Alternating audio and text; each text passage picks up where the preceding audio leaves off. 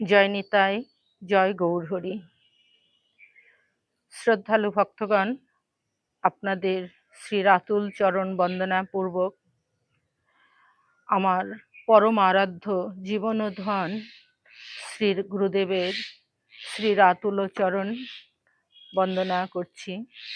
ভক্তগণ, আজ আমরা একটু শ্রবণ করব গৌর কথা। গৌর কথা হচ্ছে মধুর কথা, গৌর কথা জীবন গাথা। তো ভক্ত, আসুন আজ আমরা সাধ্য সাধন তত্ত্ব আর মহাপ্রভু এই বিষয়ের উপর একটু শ্রবণ করি। মানুষের প্রয়োজন ফুরায় না, সততই কিছু না কিছু অনুসন্ধান সে করেই চলেছে, চাহিদা কিন্তু মেটে না। জীবের অপূর্ণতাই এর প্রধান কারণ। অপূর্ণ জীব সর্বদা পূর্ণ হতে চায়, অতৃপ্ত জীব তৃপ্তি খুঁজে বেড়ায়। মরণশীল জীব অমৃতের দিকে সদা ধাবিত হয়, যাবৎ না তার অমৃতময় ব্রজ প্রাপ্তি ঘটে, তাবৎ কামনার নিবৃত্তি হয় না। ভক্ত, যতক্ষণ আমাদের এই হৃদয় ক্ষেত্র শ্রীধাম মধুময় বৃন্দাবনের দিকে ধাবিত না হচ্ছে, ততক্ষণ পর্যন্ত এই দেহের কামনা যাবে না। জয় রাধে। জীবনের সাময়িক প্রয়োজনগুলো আমরা খুব ভালো বুঝি, গোটা জীবনের প্রয়োজনটা আমরা বুঝি না। আমরা ভাবি না কর্মের প্রয়োজন গ্রাস আস্বাদনের জন্য, গ্রাস আস্বাদনের জন্য প্রয়োজন জীবন ধারণের, ইহা কিন্তু স্পষ্ট। কিন্তু জীবন ধারণ কিসের জন্য, ইহা আমাদের কাছে স্পষ্ট নয়। আমাদের কবজিতে ঘড়ি বাঁধা আছে, আমরা 2, 5, 10 মিনিটের হিসাব রাখি, কিন্তু আমরা সমগ্র জীবনটার যে চলে গেল সে হিসাব রাখি না। এই সমগ্র জীবনের প্রয়োজনটার নামই হচ্ছে বৈষ্ণব শাস্ত্র, প্রয়োজন তত্ত্ব। জীবনের যেটি চরম প্রয়োজন, সেই বস্তুটি যে কি সেটা আমরা বোঝার চেষ্টা করি না। কিন্তু শ্রীমান গৌরহরি আমার সনাতন গোস্বামী পাদকে এই প্রশ্নের উত্তরে বলেছিলেন, পুরুষার্থ শিরোমণি প্রেম ও মহাধন। পুরুষার্থ শিরোমণি প্রেম মহাধন।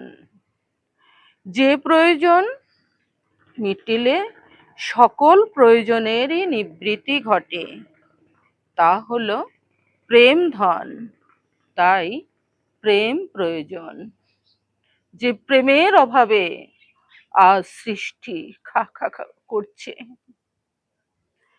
এখানে ভক্ত লক্ষ্য করার বিষয় একটাই, শ্রী ভগবান শ্রীকৃষ্ণ হচ্ছেন প্রয়োজন। শ্রীকৃষ্ণ এখানে প্রয়োজন তত্ত্ব।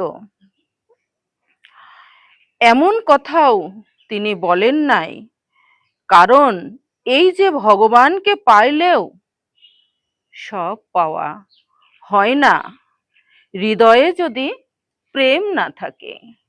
অর্থাৎ আমরা যদি ভগবানকে পাই, তবুও আমাদের সেই প্রয়োজন তত্ত্ব মিটবে না, কারণ আমাদের প্রয়োজন প্রেমের, প্রেম তত্ত্ব।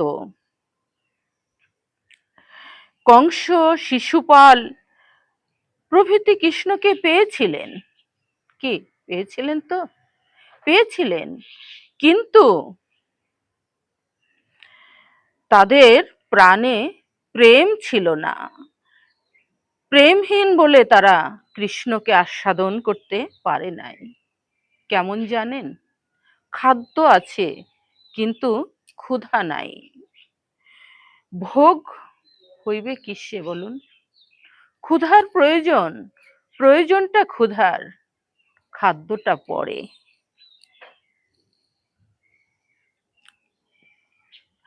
সুতরাং আগে ক্ষুধারই প্রয়োজন।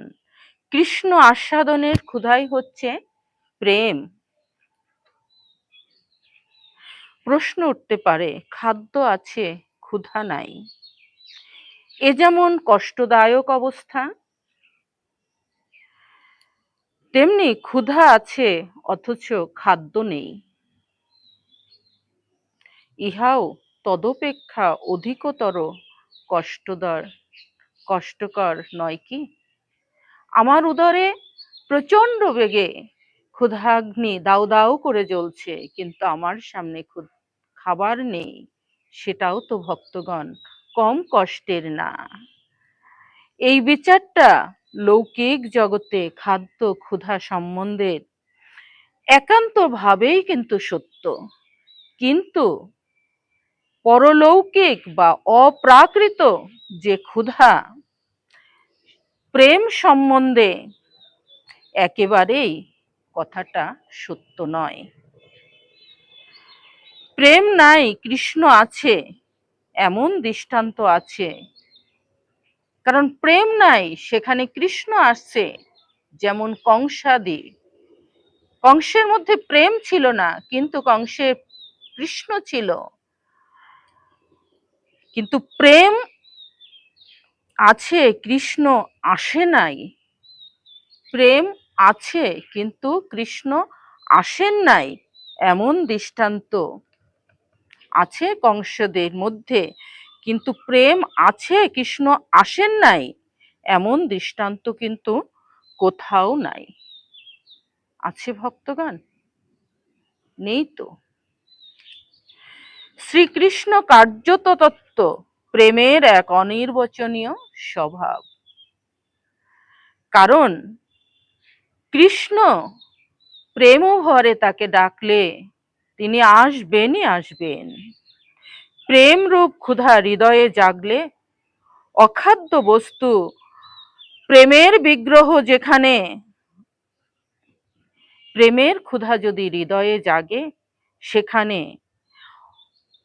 আস্বাদ্য বস্তু, প্রেমের বিগ্রহ আমার পরম ভগবান শ্রীকৃষ্ণ পরমেশ্বর, তিনি ছুটিয়া আসতে বাধ্য হন।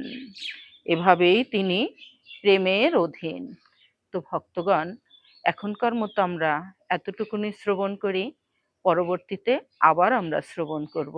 আপনারা ততক্ষণ ভালো থাকুন, সুখে থাকুন। আর